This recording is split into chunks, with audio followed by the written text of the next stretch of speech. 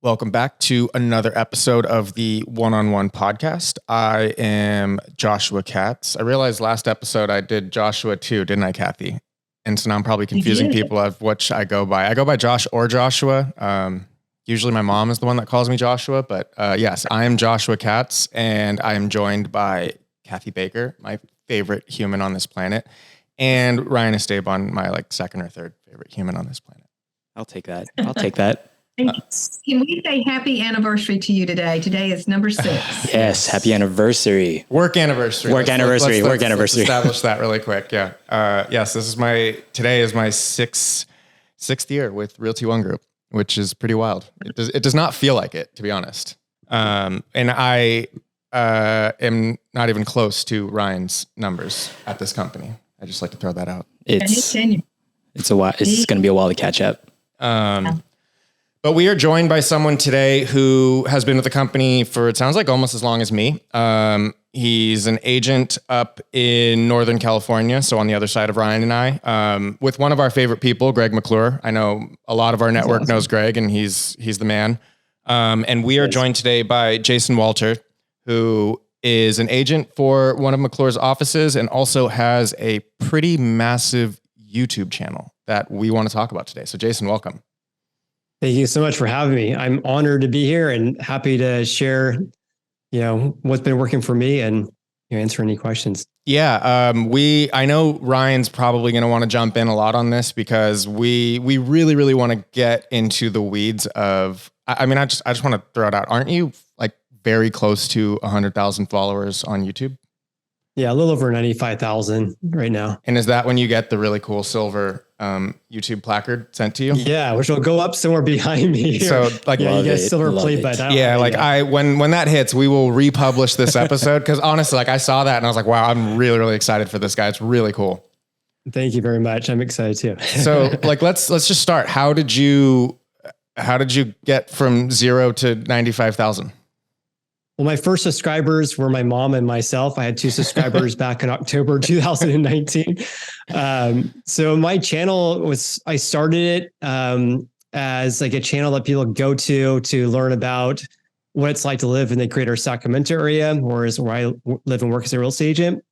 So I figured there's a lot of people who are making videos and blog posts about, what Sacramento is like based on a visit or a weekend, right? Yeah. I've been living in Sacramento for, 35 plus years, something like that. So I thought I'd make videos about, hey, what's it like to live here, neighborhood tours, pros and cons, stuff like that. And because I figure people who want to potentially move here, who have no idea about my area whatsoever, may go to YouTube or Google to figure out, different answers to the questions that. So I made videos about that from middle of October 2019 up until the pandemic hit, and then the channel evolved and changed once we weren't allowed to leave our houses for a month or 2. Yeah, that kind of like a brief synopsis about the evolution of the channel and how I started it. I'm going to make a really stupid analogy really quick. So I started growing my hair out in November of 2019, and it was a huge blessing because obviously COVID was terrible, but I had, I was able to grow my hair out while no one saw me for months on end. And I'm using that analogy because you built your YouTube channel in October of 2019. And so rather than March of 2020, you're like, I'm going to start a YouTube channel. You weren't starting from nothing when COVID hit, and we all then were basically sitting on our computers 24 hours a day. Yeah. It's also, when COVID hit, that was back, March 2020. Yeah. I probably had maybe 500 subscribers, something like that. But the foundation was already there, I guess, you'd already. Yeah. All the videos that people will still watch today are still up there. But I started the channel months before the pandemic hit. And go ahead, Kathy. I was going to say, you were over the anxiety of being in front of the camera because I think a lot of people still have that. They're not realistic about, well, that's how I look and that's how I sound. Yeah. And you were through that. You had pushed through that because you'd had a couple of months to get used to that. Yep. Yeah, there's just a couple of things I want to mention about that, because when I make videos, just me in an empty room and I just put it out there. But it did take me, I'm an introvert. I would call myself an extroverted introvert, but I don't I never posted a video myself, besides like maybe a couple Instagram like stories are like 10 seconds long. And that took me like 20 times to say like 10 seconds. Yeah. So I never made a video myself really.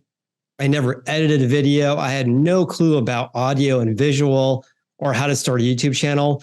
And I just got paralysis trying to figure out how do I even start. And then also, like you said, being scared about posting a first video, what it was going to sound like and stuff.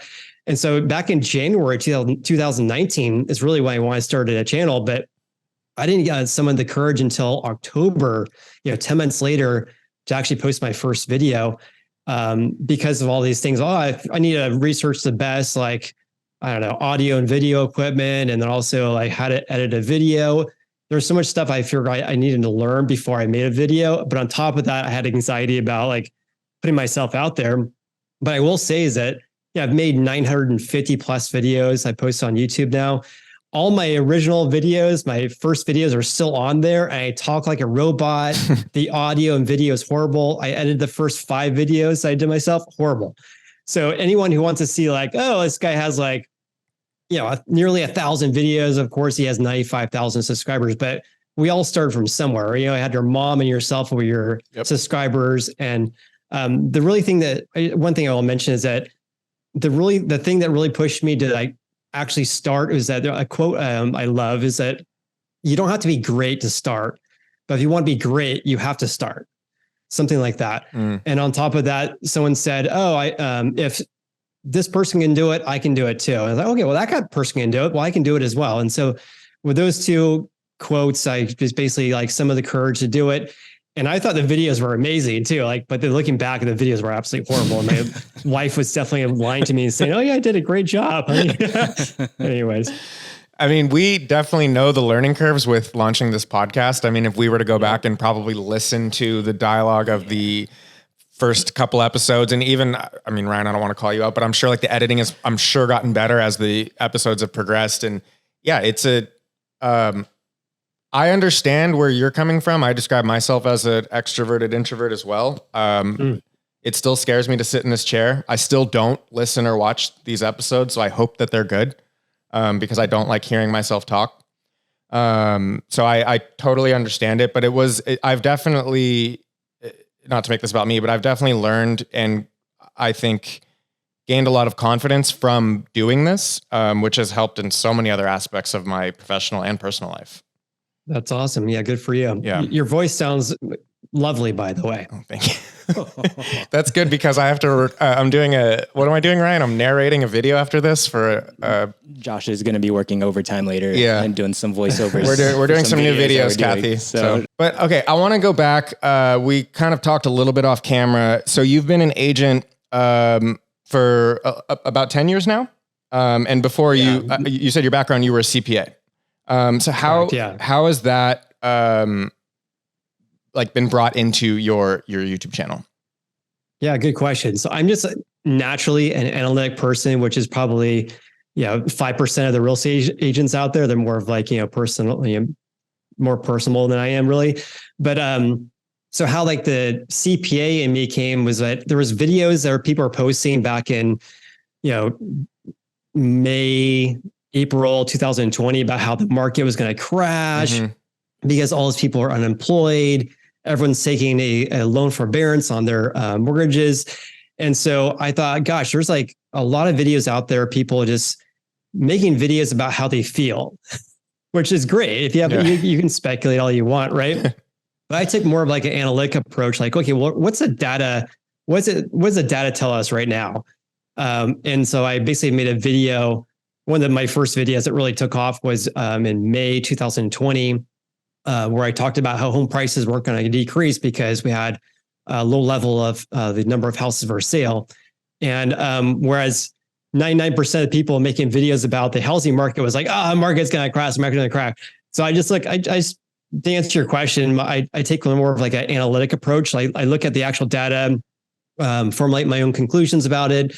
And on top of that, provide some more in-depth analysis that, frankly, you don't really see. I don't see anywhere else, but I'm sure that they're out there. But provide some like context. Okay, well, home prices fell by whatever 10% compared to 1 year ago.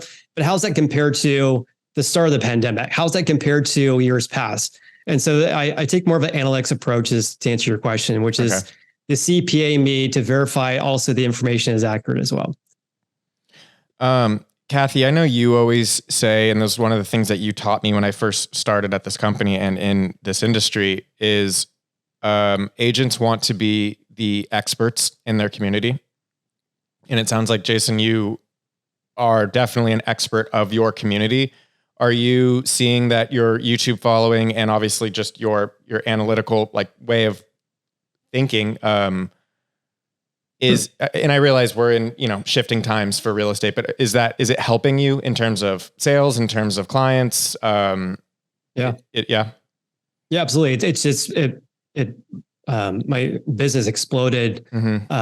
Especially back in 2020 and 2021, when people saw those videos I made that were horrible, they're still providing like pretty good information, doing neighborhood tours, showing people different areas and houses and such.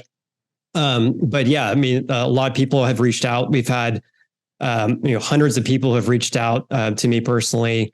We've helped, I think it's coming up on, maybe it's not even, I think it's like around 30 families and individual buy houses all through YouTube. That's cool. And so, and that's like represents about $19 million in sales just from YouTube with like no advertising spent whatsoever. I haven't spent $1 on advertising since 2020. I think the last time I paid any advertising was back in 2019. That's awesome. So, the vast majority of our clients come from YouTube, which is really cool because you have to think of YouTube as a search tool, right? It's owned by Google. So people go onto YouTube, and if they're looking at moving out of the Bay Area, for example, moving to Sacramento, they might Google like neighborhoods to live in, pros and cons about living in Sacramento, the downsides, et cetera, to kind of give an idea about what it's like to live here and maybe some areas to be interested in buying. And that's really been helpful with people who find my content and reach out. And in my opinion, the best way to build rapport with someone, if you're not face-to-face, is through video. Yeah. And so if you're just acting yourself on video, posting videos, and you're providing value to people, you build rapport without even meeting them. I've had people reach out to me in Canada, people reach out all over the US who have questions about the market, but also who are interested in buying houses in the greater Sacramento area. And so, it's the channel has evolved over the years, but there's been hundreds of people who have reached out, and we've helped a lot of people buy houses here, all from YouTube. No ad revenue is spent whatsoever. That's awesome. I think you probably got a lot of our viewers' attention when you said 19 million in production with zero invested in advertising. That's pretty good ROI. That's quite impressive.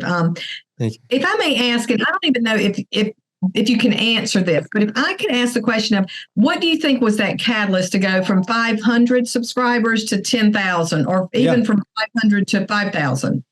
Super good question. So my channel has evolved. So from October 2019 through the pandemic, like the beginning of the pandemic, it was all videos I posted twice a week about the Sacramento area, the greater Sacramento area. Pandemic hit, forced to stay at home. What the heck am I going to do with myself?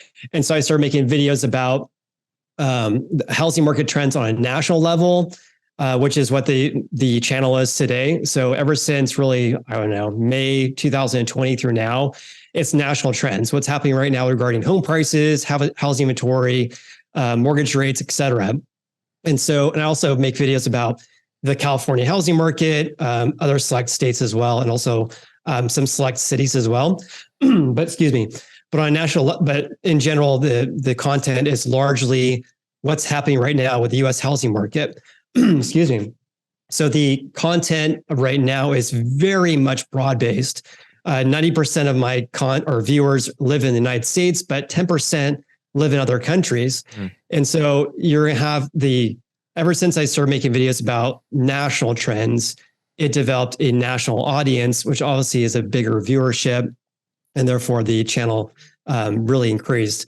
Like I said, I think back in May 2020, maybe March, I probably had 500 subscribers. But when I started making videos about national trends, the channel just blew up. And so my channel now is not what it's like to live in Sacramento. I can't go back to that because my viewership really wants to know about national trends, what's going on in the market, and not what it's like to live in Sacramento. I still get views on those old videos from, 4 years ago. But my viewers would be not interested in, a neighborhood tour in Sacramento. So the channel has definitely evolved. And because of that, I've kind of moved to being more of like an agent making videos about my local market in order to increase sales, to more of like a content creator where I'm making videos about on more of a broad-based level. And that's it has pros and cons. The cons is that obviously if I was to make videos about just what Sacramento videos, I'd probably have more real estate sales. But now I have multiple sources of revenue, all from YouTube, because I have like a larger viewership now, if that makes sense. And totally. And I think we live in the day and age where, your viewership is your legitimacy. And the fact that you have the following that you have, I still think it's benefiting your local real estate business. Like we said before, you are still the expert in Sacramento, even though you aren't necessarily posting about Sacramento anymore. I think your community sees your following and trusts you. Yeah, thank you. Yeah, the videos I make, even though they're on a national level, they'll still get shown for people who are Googling or going on YouTube and searching for Sacramento real estate agent, for example. And I'll make videos about California housing market, and that gets pushed to people who live in California and people searching for the market here. So even though I'm making national trend videos, we still get clients who reach out. Sure. And it's also really cool too, because like I said, that through video, you build rapport.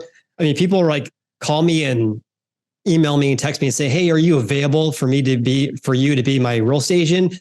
Versus like, if they're, I don't know, just searching online for, agent reviews or something like, oh, you're one of like the 15 agents we're interviewing. It's more of like, hey, we know, like, and trust you already. We want to hire you, but are you willing to take us as a client? It's just like, and some people say like, oh my gosh, can't believe I'm talking to like a celebrity. I'm not a celebrity, but it's like, they feel like they like watch me on their TV or whatever. It's just, that was crazy.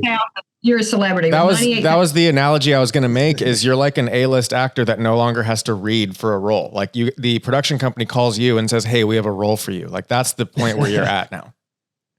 I don't know if I'd go that far, but it's like, I appreciate that. But yeah, it's you build a rapport with your viewers by making videos, and I'm just acting myself. And so, yeah, it's just crazy how like the channel's evolved over the years, and I'm very blessed. I have a question about your local market. During COVID and then like in this post-pandemic world, we've obviously seen the just roller coaster of real estate in the Bay Area, and then the side effects that have happened in, like San Francisco in particular. Have you guys seen, I know you mentioned it earlier, an outpour of people moving up towards you guys, like leaving the Bay Area? And yeah, for sure. Big time. I mean, you're looking at a median price home in San Francisco is like 1.6, 1.5 million. I think it got to like $2 million like about a year ago. Mm-hmm. And so there's a lot of people that reach out, find me through YouTube, shocker. And they're living in a 1-bedroom apartment. They just got married, or they want to get married. Maybe they want to raise a family. They used to be in this small apartment, for example, because it was close to work. Now they work from home. Yeah. And so there's a lot of people who are moving to Sacramento because it's just an hour and a half, 2 hours east of San Francisco in the Bay Area. So rather than buying like a $1 million fixer upper that's like, 1,000 square feet, it's barely like structurally sound, they're moving to Sacramento and the greater Sacramento area because of affordability. Got it. I got some questions. Go. Shoot. I was like, I've got to get into this episode. This is like what I want to know about. I think from the technical side of it, and just from like the content creating side of it, I'm sure like a lot of our listeners, a lot of our viewers kind of want to know like, oh, like maybe a YouTube channel is something that they kind of want to get started on. And like Josh said, we definitely did like a deep dive into your channel, just kind of seeing like how it went from where it was to what it is now. And like, I've noticed that you pretty much have videos posted, it seems like daily. Like, I think I was looking literally like at the past 2-3 weeks, you had videos every single day. And I think one of the things that stands out right away is you understand how to grab the attention of anybody who's searching you. You know, like when you type in your name into YouTube, again, I've always said this is YouTube is the second like most used search engine. Yep. You type in your name, like the results are filled with you, and like you obviously like it's a not a like Jason Walter. That could be I'm sure there's 10,000 Jason Walters on YouTube. Yeah. But you have like that on lock. And I think it's when even if you're viewing it on mobile or on a computer, you see the thumbnails and you have the structure of it, I think is what's interesting to me. Like what agents who are maybe thinking about starting a YouTube channel don't understand is that's how you grab somebody's attention right away. You have a vibrant thumbnail photo that might have a couple of words that kind of talks about, okay, what's this going to be? I think your last one was like foreclosures, and you had like a close, like a no sign on it. So it's like that should catch the attention of a viewer right away. That's going to make them click on it. And you have that formula throughout every single video. So like my question would be is like for somebody who's maybe thinking about starting a YouTube channel or trying to figure out how to get into that flow, like for you, what would you say is like your typical weekly schedule of like how you produce your videos from beginning to end? Like, do you have a schedule in place of like, next week I'm going to do a video on this, on this, on this? And like, do you have a team? Have you hired out like some help to like help you out with the post-production of the video? All really good questions. It's all me, except for I have a video editor. I actually have two editors. So they edit my videos very quickly for me.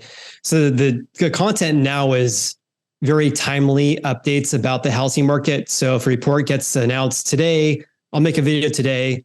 It'll get posted at 6:30 in the morning the next morning. Nice. So it's very, very quick. And so I don't have like a schedule. Like oftentimes like today, I just like show up to work and I have like, 100 websites I can look at to figure out, what's going on. The biggest like it's journalistic, right? If something's happening. I'm basically a journal and I post my videos on YouTube. Yeah. Is basically what I'm doing. So I'm trying to figure out what are my viewers, what would they be interested in learning about today based on what I'm researching today.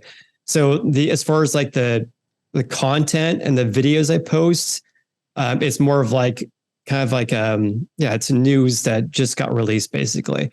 And so there are some certain reports I cover every single week, every single month, every single quarter, and I have a calendar in my phone for those.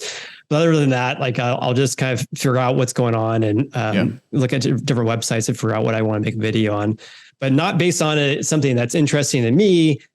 I have to focus on, what's my viewers, what would they be interested in? So that's like the schedule per se.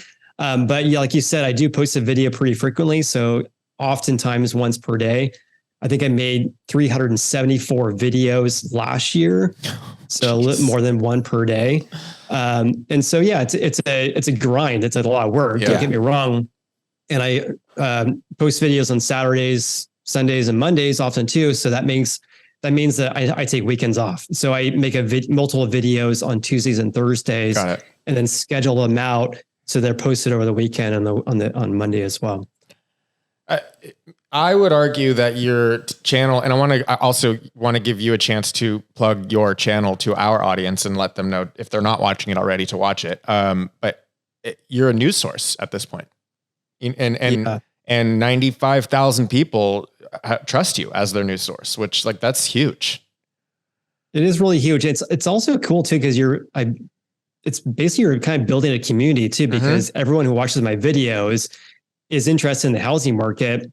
And so people would say like, oh, I'm drinking my morning coffee, Jason. And I've become like a morning ritual for some people who just watch my video, just like mind blowing. I'm just an introvert making videos in my, office here. So it's really cool. You're giving all us introverts a lot of hope. I hope you know that. Josh is getting pretty popular too. Anyone who's watching this video, who's thinking about starting a YouTube channel, go to my YouTube page, which is Jason Walter. Just Google Jason Walter YouTube. You'll see it. And you can actually click on videos and then you can filter by the time period. So you can look at the oldest videos I have, absolutely atrocious. They're horrible. Like they're so bad. And I edited like the first 5 maybe and spent like 3 or 4 hours per video just editing, which is the biggest waste of time I've ever like. Yeah, so and I film all my videos on my cell phone, by the way, too. That's awesome. With a small little camera up in front. Yeah. All right. Before we let you go, I want to ask you, because you're very analytical. So I want to ask you, what brings you joy? What do you do for fun? What's something that people wouldn't expect that you like to do? I honestly, it's sad but true. But I love YouTube. It is awesome. It's the most PC answer. Yeah, I know, right? I used to do triathlons. I did like 75 triathlons in my life. That's cool. Now we have 2 kids, like they're toddlers, and it's like I have no time for that anymore, right? So I used to be like an athlete, I guess you call it. But like ever since I got my license as a real estate agent, it was like all real estate. Loved it, being self-employed. Yeah. Versus when I worked as a CPA, the first job I worked at, I worked as an auditor for KPMG, a Big Four accounting firm. And I get to work at 8:30, and often we wouldn't leave until like 10:30, 11 o'clock at night. And it's just like, it was so draining. Yeah. So being self-employed for over 10 years now is amazing. Yep. And on top of that, being a creator on YouTube, basically I can make videos about what I want to make. I'm always like thinking about what my viewers want to watch, but it's so cool because people don't see this because they're just watching videos, but there's like a creative side to it where you're like Ryan was talking about this, where you making a thumbnail, a title that evokes some emotion, but also intrigue. Because if I didn't post, if I didn't do that, they call it click-through rate. Yeah. Where people, like YouTube shows you all these videos. If you guys go on YouTube, you're scrolling, okay, which video will I watch? And the one that grabs your attention is often the one that you click on. And so I spend a lot of time trying to make like the thumbnail, the title, something that evokes that intrigue in people who want to click on the video. Yep. So anyways, yeah, it's bad. So to answer your question, sad but true, but I just simply love YouTube. It's been like an amazing business for my family and I, and spending no ad revenue and just filming videos on my cell phone it's really cool. Yeah, it's really cool. And you love what you do. I love it. Yeah. And I can just be analytic. I'm just being myself. And so it's phenomenal that there's that many people who want to watch my videos. Totally.